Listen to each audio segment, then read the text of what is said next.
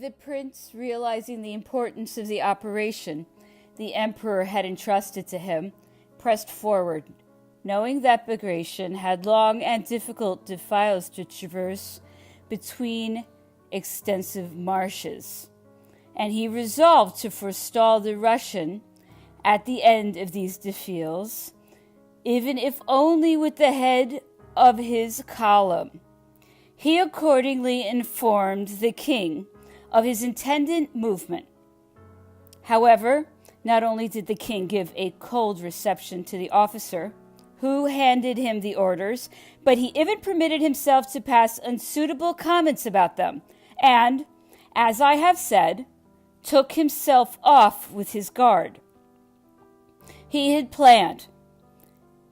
The prince fell on the convoys and parks that preceded Bagration's march, captured a considerable part of them, took some prisoners, and continued his movement without encumbering himself with his captures, so as to be in position before the Russians could debouch.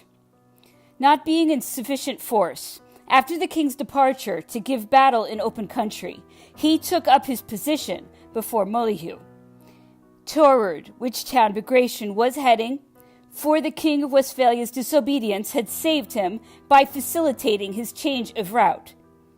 Knowing that he had only to deal with the weak corps hurriedly mustered by the prince, and that no one was pressing him, Bagration had the insolence to send an aide-de-camp to the Prince of Ekmul to say that for some days he had been deceived by the prince's activity, but that now he knew there was only the head of a column to oppose him, and to avoid a useless engagement he informed him that he intended to sleep the following night in Mohyliu.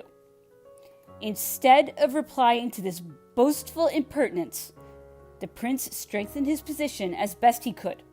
At the outset of the engagement, success was evenly divided, but though attacked with vigor, the prince defended himself bravely. Eventually, put 4,000 or 5,000 of Bagration's men out of action, and forced him to retire and change his direction during the night. When it is considered what an effect on subsequent events the destruction of Bagration's corps might have had, and the result that might have been obtained at the outset of the campaign by his first maneuver of the emperor and the masterly strategy of the prince, it is impossible not to feel pity at the sight of that great captain betrayed by his own relations, before being betrayed in the end by fortune. On his return to Vitebsk, the emperor's first care was for provisions and hospitals. I was given the duty of visiting them, distributing money to the wounded, consoling and encouraging them. Never was there a situation more deplorable or a spectacle more heart-rending for those who could think and who had not been dazzled by the false glamour of glory and ambition. With the exception of the chiefs, the indifference of the administrative officers was complete. The innumerable wagons, the enormous quantity of supplies of all sorts that had been collected at such expense during the course of 2 years, had vanished through the theft and loss, or through lack of means to bring them up. They were scattered along the roads. The rapidity of the forced marches, the shortage of harness and spare parts, the dearth of provisions, the want of care, all had helped to kill the horses.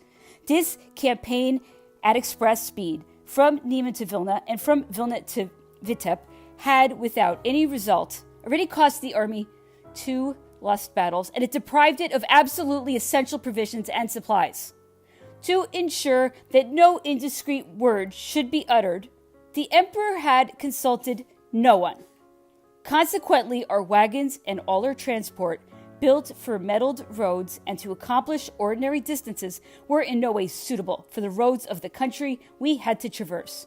The first sand we came across overwhelmed the horses, for the loads, instead of being cut down in proportion to the weight of the vehicle and the distance to be covered, had been increased in the notion that the daily consumption would sufficiently lessen them.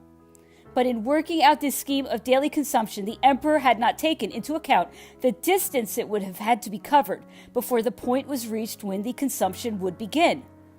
The men, lacking everything to supply their own needs, were little inclined to pay any heed to their horses, and watched them perish without regrets, for their death meant the breakdown of the service on which the men were employed, and thus the end to their personal privations. There you have the secret and cause of our earlier disasters and of our final reverse. Disorder reigned everywhere, in the town as in the country around.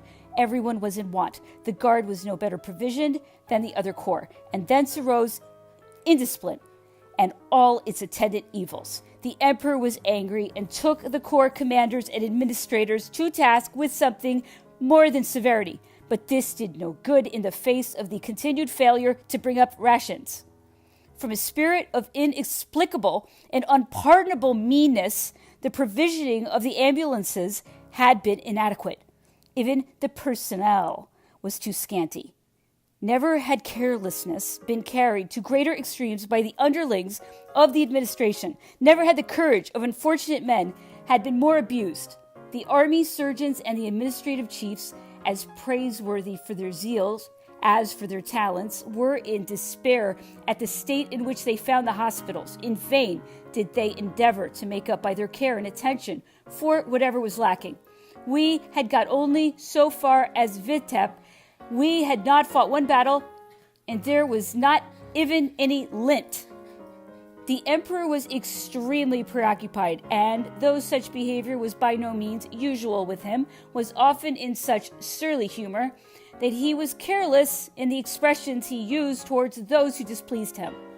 He was greatly struck by the departure of the townsfolk and the flight of the country people. This method of retreat opened his eyes maybe to the possible consequence of this war and to the distance it might take him from France, but the 1,001 things that ought to have opened his eyes to his position vanished before the slightest incident which might revive his hopes.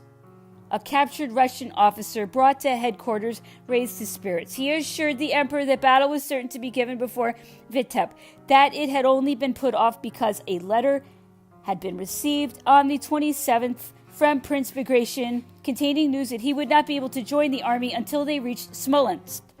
The emperor flattered himself that as soon as the Russian army had joined up with Bagration, it would make an attack. Full of hope, he immediately recovered his good temper. The king of Naples, who, like the emperor, had constantly been nibbling at the Russians while doing 10 or 12 leagues a day, and whose hopes for a success on the morrow had hindered him from calculating his daily losses, realized his weakness as soon as he was in position. He saw with apprehension the decreasing strength of his regiments, most of which were reduced to less than half their numbers. Forage and stores of all sorts were lacking, for his forces were always in close order and on the alert. Arrangements had not been made for rationing the men during the first few days, and the Cossacks were already hindering them from bringing up stores. The horses were not shod, the harness was in deplorable state, the forges, like all the rest of the material, had been left in the rear. The great number of them, indeed, had been abandoned and lost. There were no nails, no smiths, and no supplies of iron suitable for making nails. For some days the men returned to grinding corn, and to ovens built by the emperor's orders were put into service. He strove to infuse everyone with his own activity, but everything proceeded listlessly. No amount of reasoning, not even the experience he had met with since Niemann, nothing could enlighten him as to the fatality looming ahead. If the emperor occasionally saw the situation and the consequences of this war in their true light, if for a moment he spoke of it dispassionately, the next instant his conversation took an entirely different turn. He was obsessed once more by his old illusions and returned to this gigantic projects. The most insignificant skirmish, the arrival of reinforcements, the appearance of some ammunition wagons, a report from the King of Naples, a few cries of Vive l'Empereur at a parade, and above all the letters from Vilna were enough to turn his head once more. The Prince of Neuchâtel was snapped at all day long and overwhelmed with distasteful business in return for his freedom of speech, his inconceivable activity, his unflagging devotion. As a matter of fact, the number of things went wrong. The staff foresaw nothing. But on the other hand, as the emperor wanted to do everything himself and give every order, no one, not even the chief of staff, dared to assume the most trifling responsibility. The administration, deprived, as we have seen, of the means of execution and transport, was quite unable to produce the results demanded by an emperor, or to carry out orders which he gave without troubling himself as to how they should be executed.